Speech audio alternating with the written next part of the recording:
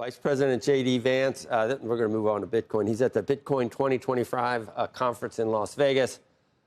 MacKenzie, Sigalos. Got it. Hey. Is there, joins us with more. That's the most important thing for me, MacKenzie.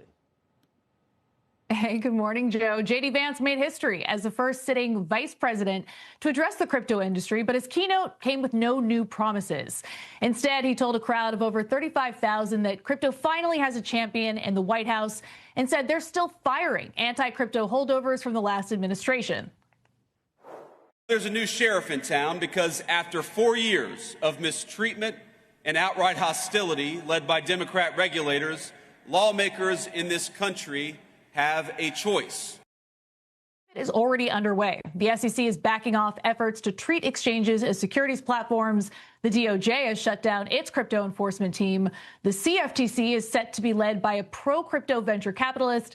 And just before Vance took the stage, the Labor Department reversed a rule that discouraged crypto and 401ks.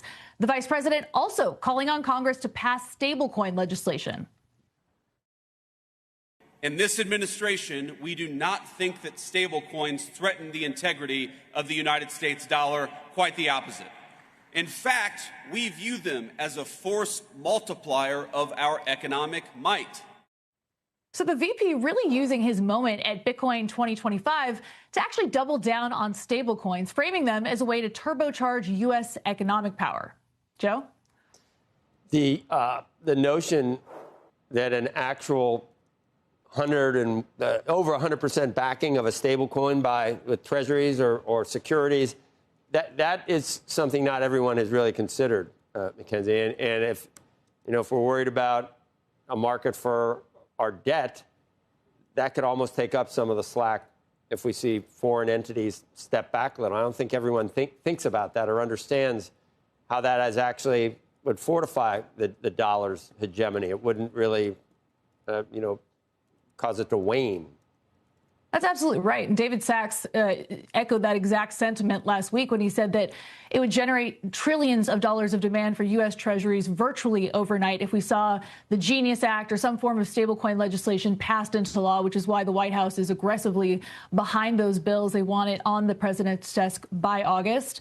I spoke to Tether's CEO. They control more than 60% of the dollar-pegged stablecoin market. They were the 7th biggest buyer of U.S. debt last year. Yeah, think about that. So, that seems like a pretty pedestrian notion that just because the stablecoin competes with the dollar, that it would be negative for the dollar. I mean, it's based on the dollar. So, MacKenzie, thank you.